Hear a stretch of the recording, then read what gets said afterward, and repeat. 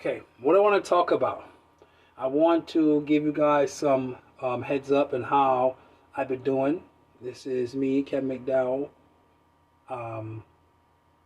Artifact Studio Gallery founder, and I want to give you some updates. You haven't seen me in a minute. I haven't checked in. I've been working on so many other things, and I want to give you some updates also about the sci-fi project, Nuba City project, and how that went in terms of the Kickstarter campaign. I think at this point now I'll share with you some of the mistakes I've learned in that process, as well as some of the things which were advantageous in that process. Okay, so let me just jump right to this because I don't know if this connection is going to stay connected. Anyone out there who wants to join in, just join in. But of course, this live feed will be streamed later on. All right, what I want to talk about. First of all, I have right now at this point officially branded. That's right, I'm officially branded. So Artifact Studio Gallery is now ASG-Artizfacts Studio Gallery. And I'm officially branded. So with my product line, you're going to see it as my specific brand. Now I'm going to really start hitting hard the markets and how to distribute and get it out there. I've just officially received from the trade office, the Federal Trade Office, my branded trade for that name. So Artifact Studio Gallery and ASG-Artizfacts Studio Gallery along this logo is now an official trade. That is my brand. Yay! Now what does that mean? What it basically means, according to the Federal Trade, I own that. Now, people may figure, and this is weird, and this can sound crazy, for those of us who are entrepreneurs, I just want to share, for those who may not know, I'm sure there are experts who already know this. When you have your own business, and if your business is copyrighted, your artwork is copyrighted, or you have LLC, or what other components of your business in which you operate, your design, your logo, your corporate identity, according to the U.S. trade, is not yours unless it's trademarked. And I'm like, what? I did the research on this. So you have to trademark your identity. If you have, let's say, a business and you call it WWE, and it stands for Washing Windows Excellently, whatever it might be, and your thing is you wash windows, and your logo is we wash windows with excellence. If you don't trade that, you don't own it. According to the trade, the Federal Trade, which means someone else can come and take your same idea, they can take your same logo and your slogan, and they can incorporate it. They could go to the trade, they could file it, get the lawyers and say, that's my idea, put it under their name, and then therefore you can't use your own idea. And it's crazy, but I've looked at it and I've done the research on it, and that's very real. So there's differences between having a domain, difference between having an LLC, and difference between having a copyright. They're not protected under federal trade law. And then another thing with federal trade law is once you incorporate your identity of what your business is, then you have to police it. You have to be the one on top of it to make sure no other company. An example of that would be Gucci. And we all know Gucci is a brand name, and Gucci has a symbol, XYZ. And if a bootleg counterfeiter comes out and they call it Fucci, those who are into the Gucci brand know, because Gucci is spelled with G, the G-U-C-C, not Fucci. And that's how they can distinct the counterfeiters from the authentic product. And many times you have knockoffs of products in different industries where you can't tell, is this the authentic thing? And then your business could lose revenue because someone's knocking off and doing something similar to yours. The purpose of trading it is to distinguish in the industry, this is my product, this is my name, this is what I do, and I'm different from everyone else by product or service which I offer. So that's what I've done.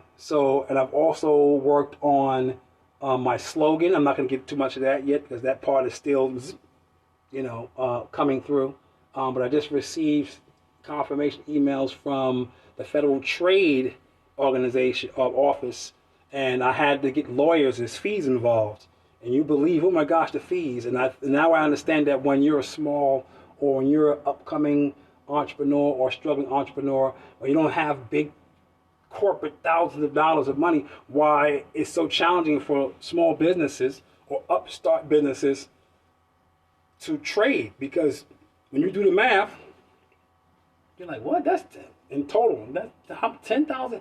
It adds up in legal fees, and this is the reason why a lot of us get deterred from that. We say, hey, well, I can't afford to put that right now, and everything is a time basis, because there's millions of companies that are forging every minute with names that are very similar to yours, and I know, because as I'm looking at you can check yourself. Go to the U.S. Patent and Trade Office. You can look them up online, U.S. Patent and Trade Office, and look up your own name and see if your name of your business is there. If your business has, a logo, or you have certain symbols or initials. Like with mine, it's ASG, Artifact Studio Gallery. But I had to make my Artifact Studio Gallery logo distinguishable from other ASG companies.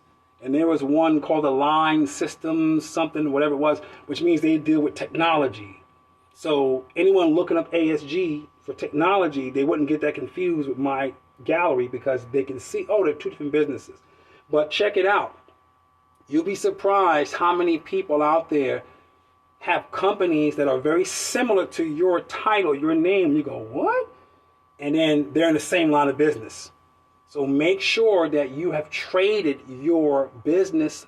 Otherwise, your business by law can be swept under you and you don't even know it. And then as you expand, you can only go but so far. And you might get approached with someone that says you have to stop and cease. You can't use that. What are you talking about? It's my business. I was registered at LLC. No, but it's not trademarked. Okay. So after tonight, you're going to see in my logo, boop, R, which is a registered trademark, on all my symbols. And then that is the official stamp. Yes, your ASG is now official registered trademark. When you look it up, you'll see it. Oh, Kevin McDowell, yes, in this day and time, and he registered, and this is his file number from the federal government. But that's what I talk about that. But I want to talk about some other things about entrepreneurship in terms of experiences and how essential it is for us as business owners, independent owners. We have to do more collaboration. We have to really help each other and things of this nature. And I was reflecting on an experience these past few months, and I was thinking about my experience as an artist, and how many times as artists we don't become affluent with the business side of things, like the contract, the written agreement. I can tell you so many different times when I've gone to court and had to sue people for money that they owed me for services I've rendered. But what worked to my advantage is I've always had a written agreement. I could think of artists who, friends of mine in the past, who they would work with galleries and they put their faith in the gallery's hands, and then the gallery sells their work, and next thing you know, it's time for them to collect, and hey, the work sold, and then the galleries don't write them a check. And like, well, where's the money? And then you get into this beef with the gallery. Well, XYZ, because it didn't have a written agreement. You always got to have some type of written clause agreement. The same way if you deal with a business and they give you a bill or an invoice to say this is what you paid for. I remember a story of a friend of mine who was an artist years ago, good brother, and he would work with he put his work in a gallery in Atlanta. Unfortunately, say it this way, it was a gallery run by us, and he never got paid for his work. I can think of another brother who he's very popular with his work. His work is famous. His work has been out there. He's done work for black publishing in terms of content. And I don't want to get too much into it because I don't want, disclaimer-wise, I don't want to say names and stuff. And he did thousands, tens of thousands of dollars worth of work, artwork, specifically caricature work for a magazine, never got paid. So we do all this work in good faith, and then all of a sudden, in the end, as artists, you get played. So you always have to have that written agreement. Even in cases you have that written agreement, that's your only recourse. I got the written agreement. This was agreed. This was the clause, or that we both parties or all parties agreed to, and that's your only legal recourse. In my experience, I've had that years ago when I've worked with a client that was representing a major medical institution in New York City, and it was like a, I guess, pet project of this individual that wanted to do like this health crisis type of intervention, and we saw my work. He met me in Harlem and saw my work and wanted me to do a design, a logo for his company.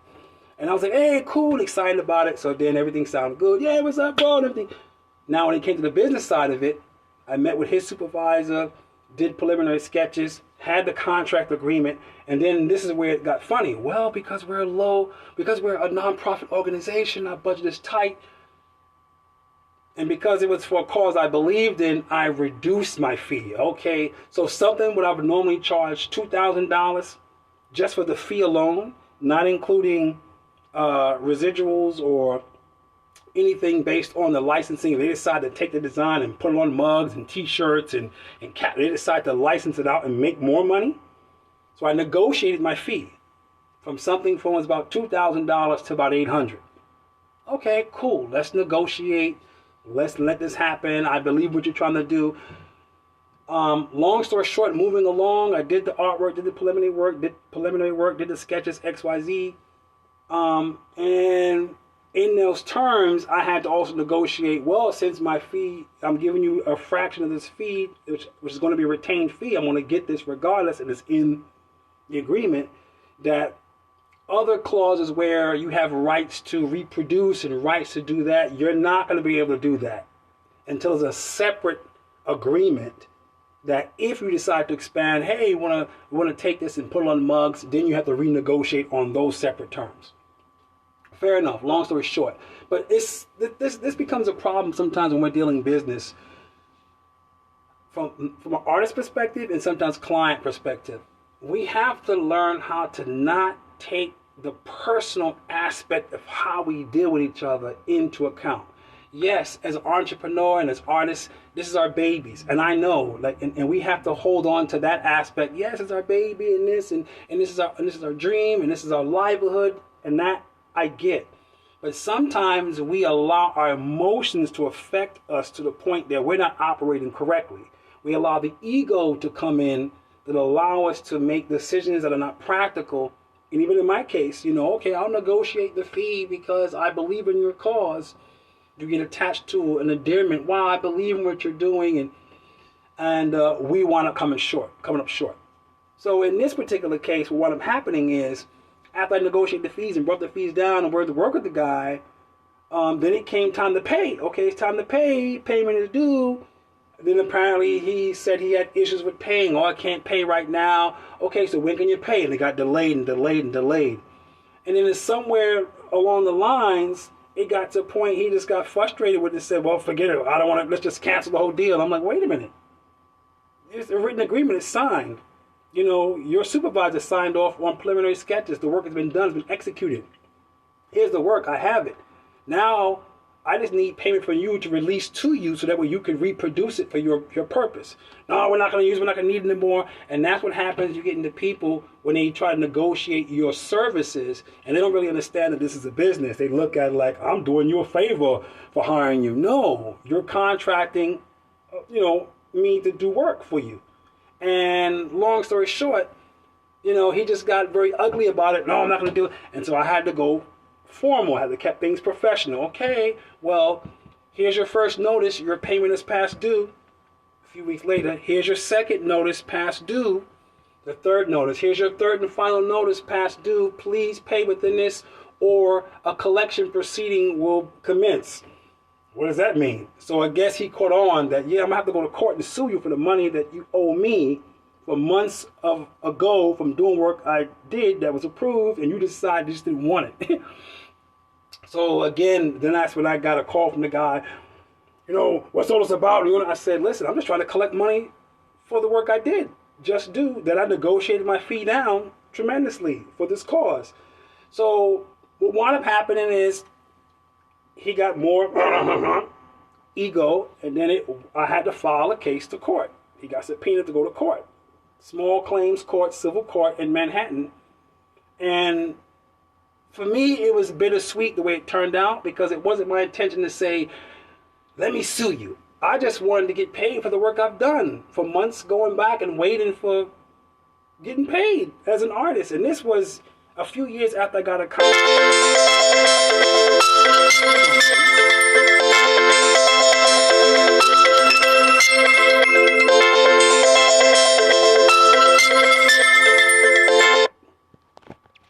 Okay, I'll get back real quick. All right, so what wound up happening, long story short, is it wound up going to court. And what happened is, in the court, I looked at my contract, I looked at my agreement, and I decided, you know what? I'm going to go before an arbitrator, not a judge. And the reason why an arbitrator, because an arbitrator's decision is final. When a claim is made in that court proceeding with a judge, if it's not satisfactory to one of the parties, they could say, you know what, I want to get an appeal for this. But everything was already black and white. So long story short, we go to court. The court did it said, you know.